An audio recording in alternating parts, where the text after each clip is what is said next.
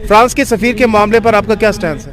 मजहबी जमातें निकली हैं, बंदे मरवा के वापस चली गई हैं। मुझे ये बताएं, सफ़ीर गया मैंने मजहब अस्सलामुअलैकुम वरहमतुल्लाहि वबरकातुहू। शहीर सियालवी का एक इंटरव्यू सुना कि जब एंकर ने उनसे सवाल किया कि तहरीक लब्बैक वाले जब सर्दी में ठठर रहे थे और मैदान अमल में थे, तो आप तो उस वक्त ठंडे कमरे में आराम कर रहे थे, अपने गर्म कमरे में आराम कर रहे थे, आप मैदान में नहीं निकले। तो बजाय इसके कि शहीर सियालवी इसका जवाब देते, उन्होंने ये कहा कि उसका नतीजा क्या निकला।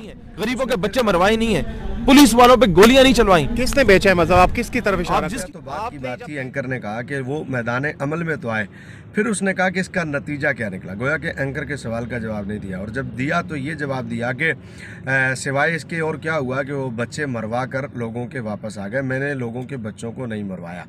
मैं पूछना चाहता हूँ कि जब मैदान अमल में निकलें और फिर उस पर कुर्बानियाँ दी जाएँ, तो आप कहते हैं लोगों के बच्चे मरवाए, तो क्या नबी अलैहिस्सलाम के बारे में भी आप यही कहेंगे कि हुज़ूर अलैहिस्सलाम मैदान अमल में निकले तो जो सहाबा किराम रिदवानुल्लाहि ताला अलैहिम अजमईन शहीद हुए, आप ये कहेंगे कि हुज़ूर अलैहिस्सलाम ने भी लोगों के बच्चे मरवा दिए? फिर जंग ओहद में क्या हज़रात सहाबा किराम रिदवानुल्लाहि ताला अलैहिम अजमईन शहीद नहीं हुए?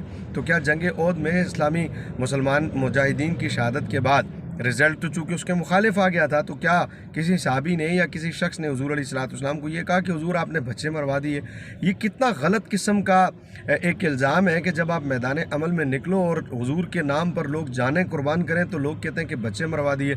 जब नबी अलैहिस्सलाम की ज़ात अक़दस पर पहरा देने के लिए आप निकलेंगे तो शहादतें होंगी, कुर्बानियाँ देनी पड़ती हैं। जब आप कहते हैं इस्लाम ज़िंदा होता है करबला के बाद, तो फिर ये क्या माना है कि आपने बच्चे मरवा दिए? हम कोई बच्चे मरवाने गए थे या हमने पुलिस को कहा कि आप हमारे बच्चों को मारें और हमने कोई बाकायदा प्लानिंग की थी कि बच्चों को शहीद किया जाए? जब आप कुर्बानी देने के लिए निकलते हैं तो फिर शहादतें तो होती हैं।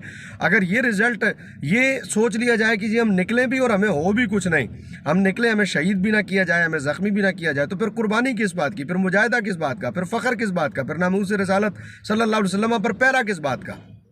आपको तंजीम बनाने का शौक़ है, आप तंजीम बनाएं, आपको कौन मना कर रहा है? आप मैदान अमल में आएँ, लेकिन आप ये ना कहें कि हमने बच्चे शहीद करवाए। कुर्बानियाँ देनी पड़ती हैं, और कुर्बानियाँ जब दी जाती हैं तो कुर्बानियाँ देने पर यह नहीं कहा जाता कि बच्चे शहीद कराएं, इस्लाम ज़िंदा होता है करबला के बाद।